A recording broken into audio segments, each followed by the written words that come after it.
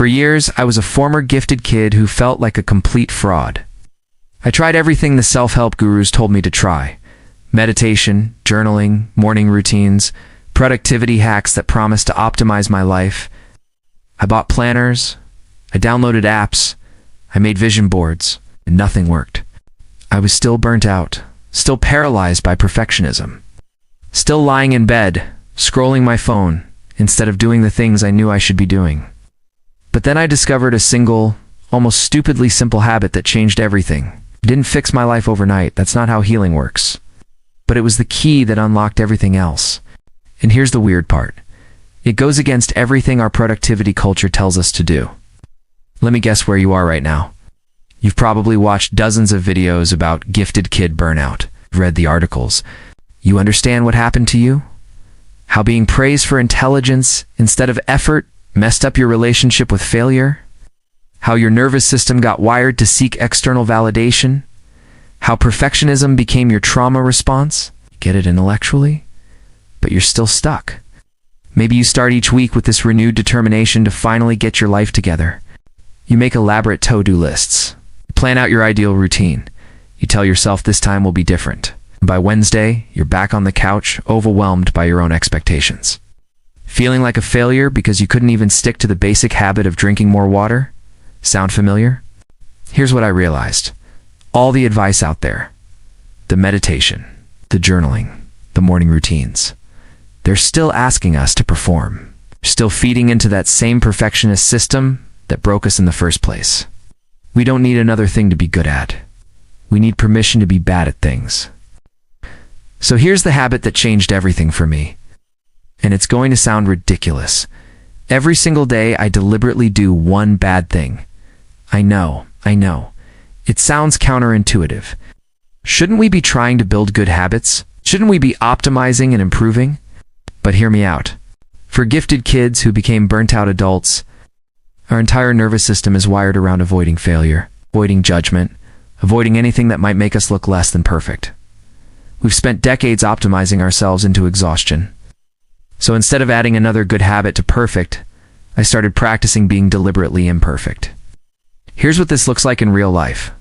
I leave one dish in the sink overnight on purpose. I send emails with minor typos and don't go back to correct them. I take 15 minutes in the middle of my workday to lie on the floor and stare at the ceiling.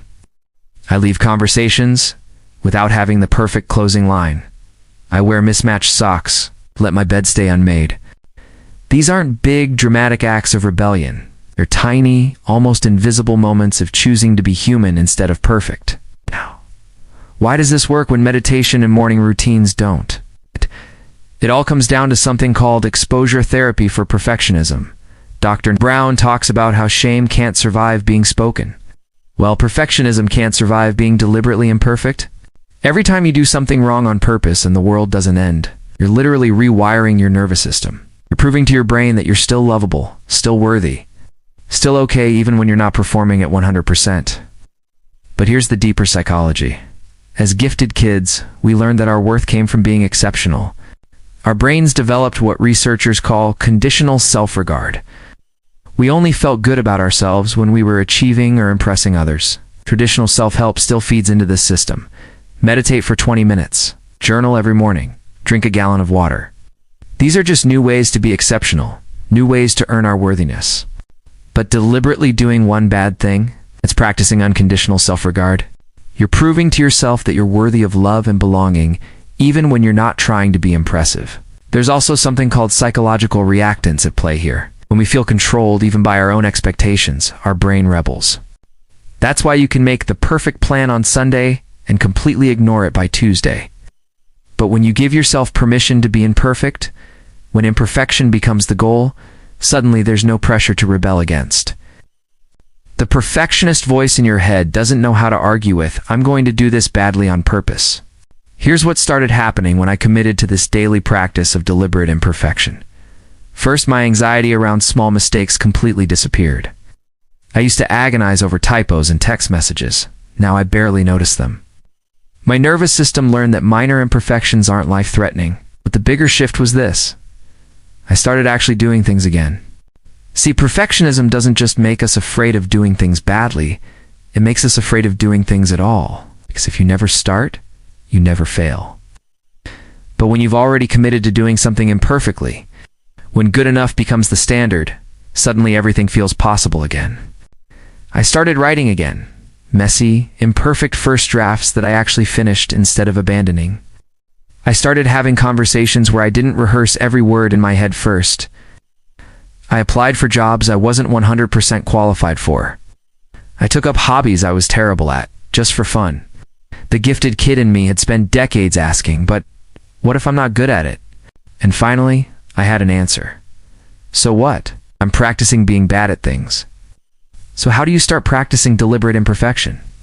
Start stupidly small. I mean it. Your perfectionistic brain is going to want to make this into another thing you're excellent at. Resist that urge. Pick something so insignificant that the worst-case scenario is basically nothing. Here are some ideas. Leave one small task unfinished each day. Send one text without rereading it. Wear your shirt inside out to the grocery store. Take a different route to work without GPS. Let someone see your messy car, room, desk. Ask a question you think might be stupid. Eat something with your non-dominant hand. Sing badly in the car with the windows down. The key is that it has to feel slightly uncomfortable, but completely safe. You're not trying to ruin your life. You're trying to prove to your nervous system that small imperfections are survivable. And here's the crucial part. Pay attention to what happens after you do your deliberately imperfect thing. Notice that the world doesn't end. Notice that people still like you. Notice that you're still you, just maybe a little more human.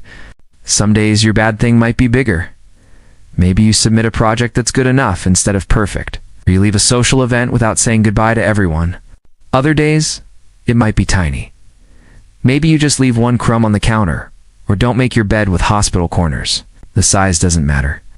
The practice does. Here's what this habit is really about. It's about reclaiming your right to be human. Somewhere along the way, we former gifted kids got the message that being human wasn't enough. That we had to be more, smarter, faster, better, perfect. We learned to see our humanity as something to overcome rather than something to embrace.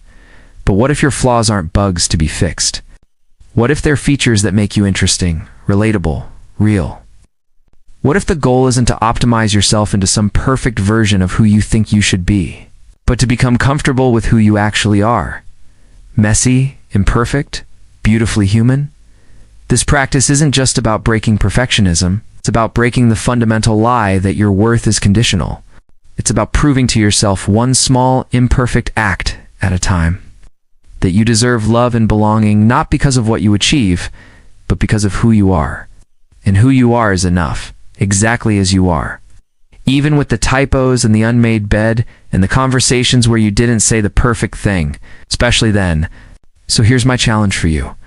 What's one small, deliberately imperfect thing you're going to do today? Maybe you're going to leave one email in your inbox unorganized. Maybe you're going to let someone see you without makeup. Maybe you're going to try that hobby you've been putting off because you won't be immediately good at it. Whatever it is, I want you to leave a comment below and tell me about it. Let's start a thread of small acts of rebellion against perfectionism. Let's normalize being beautifully and perfectly human. And remember, you're not trying to add another perfect habit to your routine. You're practicing the radical act of being yourself, flaws and all. Because the world doesn't need another perfect person. But it definitely needs more of whoever you are when you stop trying so hard to be someone else. Start small. Start imperfect. Start today. What's your one deliberately imperfect thing going to be? Drop it in the comments. I read every single one, typos and all.